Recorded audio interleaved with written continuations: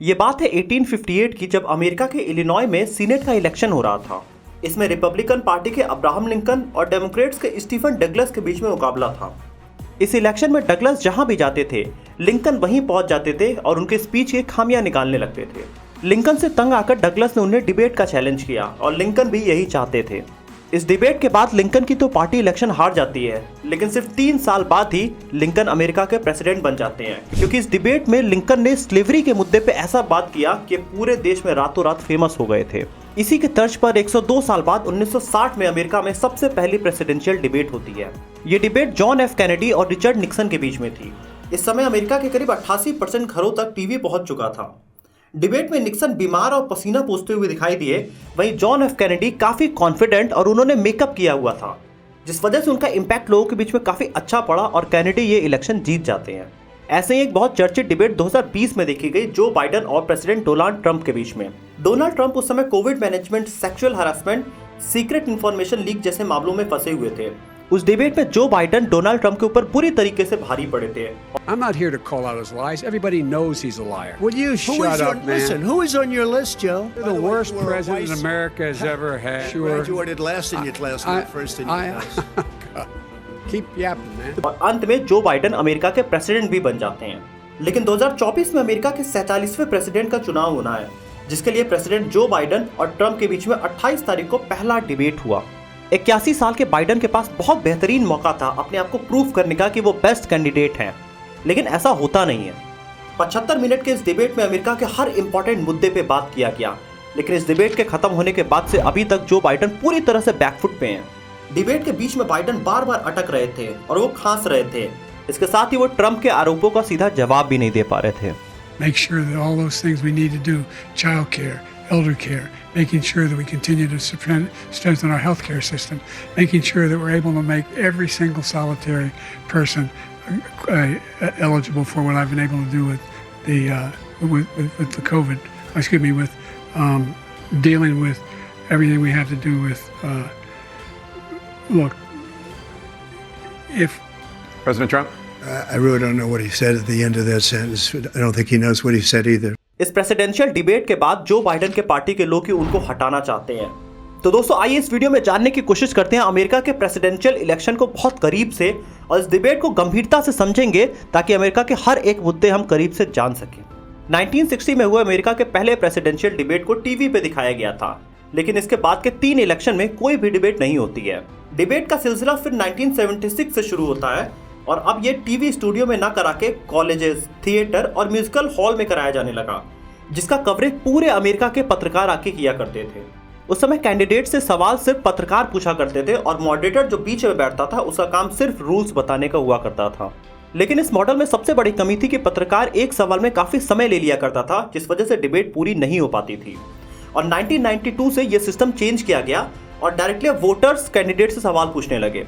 लेकिन इसमें भी किसी भी पार्टी के वॉलंटियर और राइट वोटर के बीच में डिफरेंशिएट करना मुश्किल था, जिसके बाद से 1996 से सिर्फ मॉडरेटर ही अमेरिका में सवाल पूछने लगा कैंडिडेट से।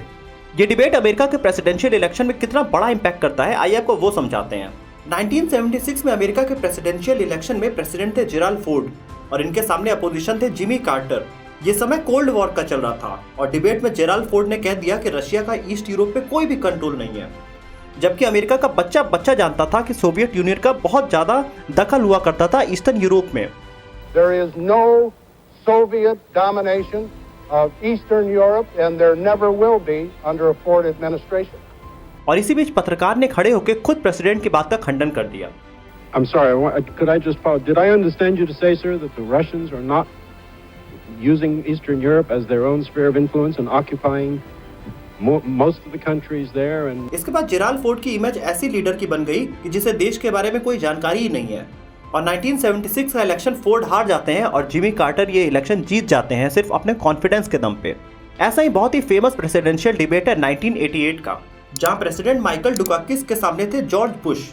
इस डिबेट के स्टार्ट में ही एंकर ने प्रेसिडेंट डुकाकिस से मौत की सजा को लेकर सवाल पूछा, जिसमें सवाल उनकी वाइफ से भी जुड़ा था। एंकर ने प्रेसिडेंट से पूछा कि कोई आपकी वाइफ का रेप करके मर्डर कर देता है तो क्या आप उसको मौत की सजा देंगे या नहीं देंगे। इसमें डुकाकिस कहते हैं कि मौत की सजा देने से कोई सोल्यूशन नहीं निकल जाता है, जिसको बहुत ही निगेटिव तरीके से अमेरिका में लिया गया। No, I don't, Bernard, and I think you know that I've opposed the death penalty during all of my life.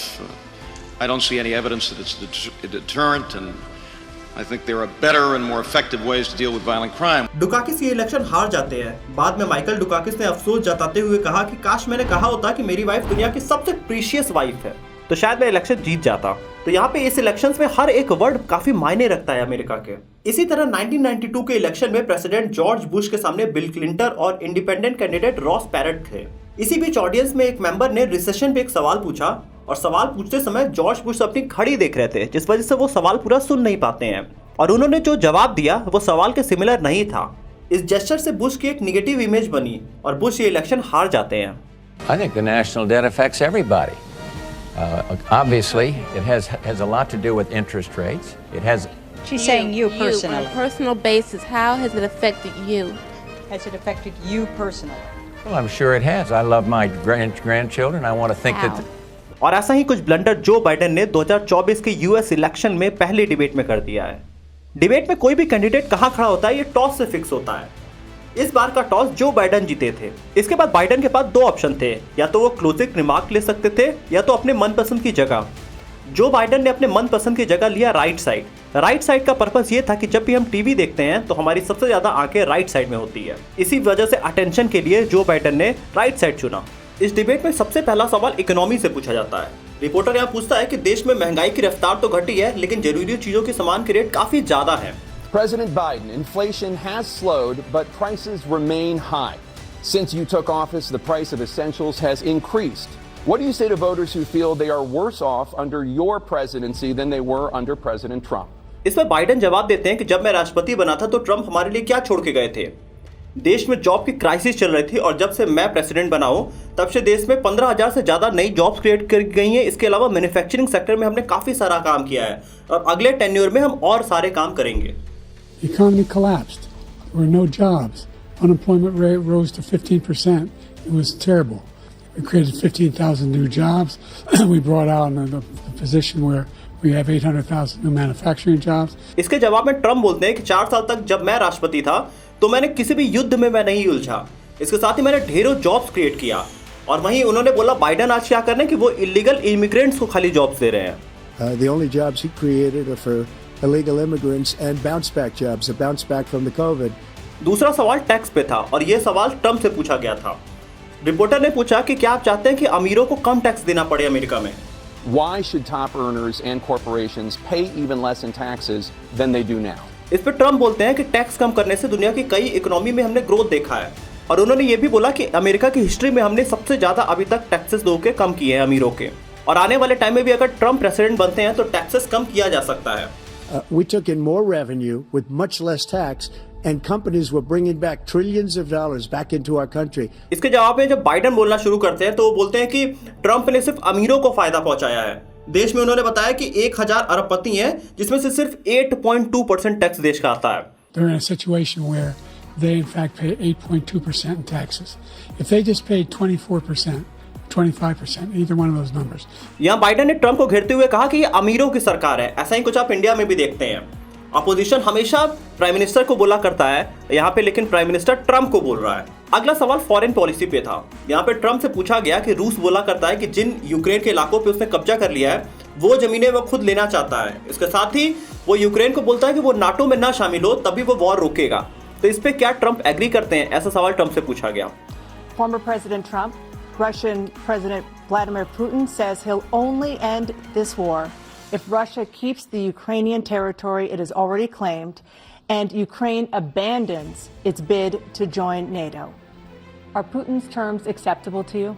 अब ट्रम्प का जवाब बड़ा शानदार था। ट्रम्प ने यहाँ पे सीधे बाइडेन को घेरा। उन्होंने बोला कि बाइडेन सबसे बुरे कमांडर इन चीफ हैं। अगर बाइडेन बहुत मजबूत होते तो रूस भी उनसे डरता, उनका सम्मान करता और तब ये युद्ध ही नहीं होता, ऐसी युद्ध की स्थिति आती ही नहीं।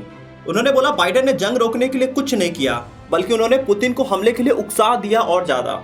They think he's the worst commander in chief, if that's what you call him, that we've ever had. He did nothing to stop it. In fact, I think he encouraged Russia from going in. No money for terror. That's why you had no terror at all during my administration. इसके साथ ही अफगानिस्तान पे भी Trump ने बोला कि Biden के फैसले से पूरी दुनिया में अमेरिका की बेइज्जती हुई है। साथ ही उन्होंने कहा कि हम अफगानिस्तान में कई अरब डॉलर की सैन्य सामग्री और हथियार छोड़ के आ गए हैं। तो ये सब नाकामी है बाइडेन की। I'll tell you what happened. He was so bad with Afghanistan. It was such a horrible, for the most embarrassing moment in the history of our country, Afghanistan, where we left billions of dollars of equipment behind. We lost 13 beautiful soldiers, and 38 soldiers were obliterated. And by the way, we left people behind too. We left American citizens behind. इस पर Biden भी चुप रहने वाले नहीं थे। उन्होंने Trump को घिरते हुए 2018 का समय याद दिलाया।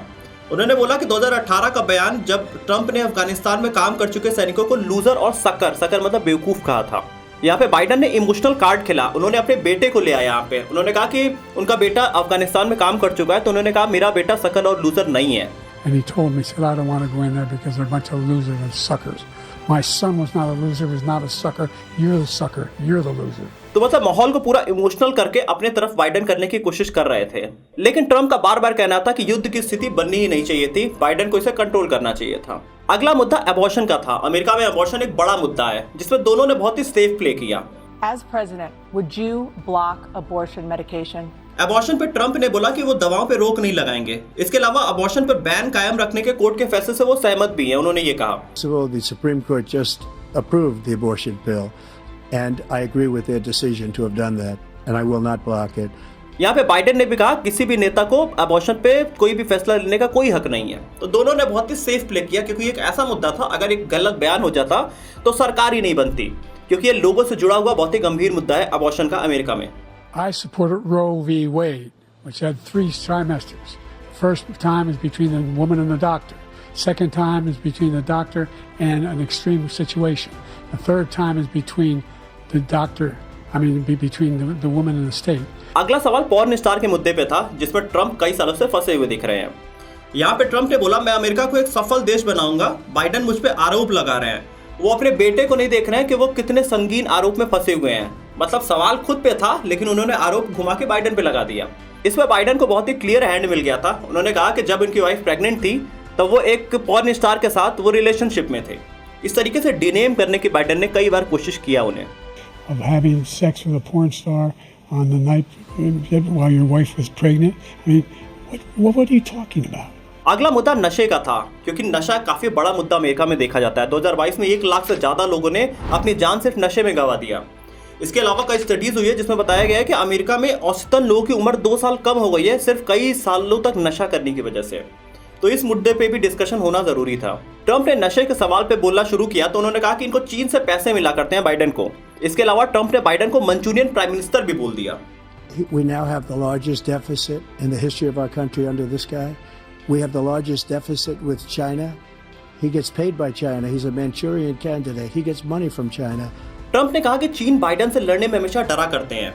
हम कोरोना से पहले नशीले पदार्थों की समस्या से काफी ज्यादा निपट रहे थे और फिर भी हम ड्रग सप्लाई को बॉर्डर पे काफी रोकने में सफल भी रहे। लेकिन 2020 में बाइडेन की सरकार आ जाती है और फिर से नशा पूरे देश में फैल जाता है। इसके जवाब में बाइडेन बोलते हैं ऐसा कुछ भी नहीं है, देश में फेंटानिल की तस्करी पे काफी ज्यादा कमी आई है। इसके अलावा उन्होंने कहा कि हमने बॉर्डर्स पे कई सारे ऐसे इक्विपमेंट्स भी लगाए हैं जो ऑटो डिटेक्ट करने की कोशिश कर रहा है। इस पे हमने काफी काम किया है और आने वाले समय में हम और काम करेंगे। जैसा सीधा सा जवाब होता है वैसा बाइडेन ने देने की कोशिश किया। And I wanted to make sure we use the machinery that can detect fentanyl. These big machines that roll over everything that comes across the border. अगला मुद्दा क्लाइमेट चेंज पे था, जिसमें भारत के बारे में भी बात हुई है। Another persistent challenge is the climate crisis. यहाँ पे दोनों से सवाल पूछा गया कि क्लाइमेट चेंज के मुद्दे पे आपका क्या ओपिनियन है। तो इस पे ट्रंप बोलते हैं मैंने पेरिस समझौते को रद्द किया क्योंकि हम इसके लिए कई ट्रिलियन डॉलर चुकाते आए हैं। वहीं चीन, रूस और भारत ने ₹1 भी इसमें कंट्रीब्यूशन नहीं किया है। The Paris Accord was going to cost us $1 trillion, and China nothing, and Russia nothing, and India nothing. It was a rip-off of the United States. And I ended it because I didn't want to waste that money because they treat us horribly. We were the only ones who was costing us money. Nobody else was paying into it. And it was a disaster. यहाँ पे भारत को पिछली presidential debate में भी Trump ने ऐसा ही target किया था क्लाइमेट के मुद्दे पे, और इस बार भी उन्होंने किया है। बाइडेन का इस पे जवाब आता है कि ट्रंप ने क्लाइमेट के लिए कुछ नहीं किया। क्लाइमेट चेंज दुनिया के अस्तित्व के लिए उन्होंने बोला सबसे बड़ा खतरा है, हमें इस पे काम करना चाहिए। जैसा सीधा से जवाब होना चाहिए था वही बाइडेन ने दिया। कुछ नया लेके बाइडेन नहीं आ रहे थे इन सब सवालों में। The most extensive climate change legislation in history. I came up with $15 billion for HBCUs, historic black universities and colleges. Second last question था दोनों की उम्र के ऊपर, क्योंकि ये सवाल होना बहुत जरूरी था यहाँ पे। यहाँ बाइडेन से पूछा गया कि यदि आप चुने जाते हैं तो कार्यकाल खत्म होने तक आप 86 साल के हो चुके होंगे, तो उम्र से जुड़े सवाल पे आप क्या बोलते हैं? President Biden, you would be 86 at the end of your second term. How do you address concerns about your capability to handle the toughest job in the world well into your 80s? तो इसमें Biden ने कहा कि career की जब मेरी शुरुआत हुई थी तो मुझे लोग बोला करते थे कि मेरी उम्र काफी कम थी, और अब मुझे कहा जा रहा है कि आपकी उम्र बहुत ज्यादा है। Spent half my career being criticized being the youngest person in politics. I was the second youngest person ever elected to the United States Senate, and now I'm the oldest. यहाँ पे बाइडेन ने कुछ नया जवाब न देते हुए उन्होंने सीधे ट्रम्प की भी उम्र को बोला कि उनकी भी उम्र सिर्फ मेरे से 3 साल छोटी है। वहीं मैंने मेरे लाइफ में बहुत सारी उपलब्धियां देखी हैं और मैंने बहुत सारी चीजें अचीव किया है, तो उम्र एक बड़ा फैक्टर मेरे लिए नहीं है, ऐसा कुछ जवाब दिया। वहीं ट्रम्प से जब ये सवाल पूछा गया तो उन्होंने बताया कि मैंने उम्र से जुड़े हुए 2 टेस्ट कराए हैं। वहीं बाइडेन ने एक भी टेस्ट नहीं कराया है। मैं हर साल फिजिकल एग्जाम दिया करता हूँ, और उन्होंने बोला अभी मैंने 2 गोल्फ चैंपियनशिप भी जीता है, और गोल्फ में इतना तेजी से मारना अधिक उम्र में पॉसिबल नहीं होता है, जो कि मैं अभी भी अचीव करके दिखा रहा हूँ। तो यहाँ पे सवाल का जवाब काफी सटीक लगा ट्रम्प का, बल्कि बाइडेन ने बस क्लीशे सा आंसर एक दे दिया। But I took 2 cognitive tests. I took physical exams every year.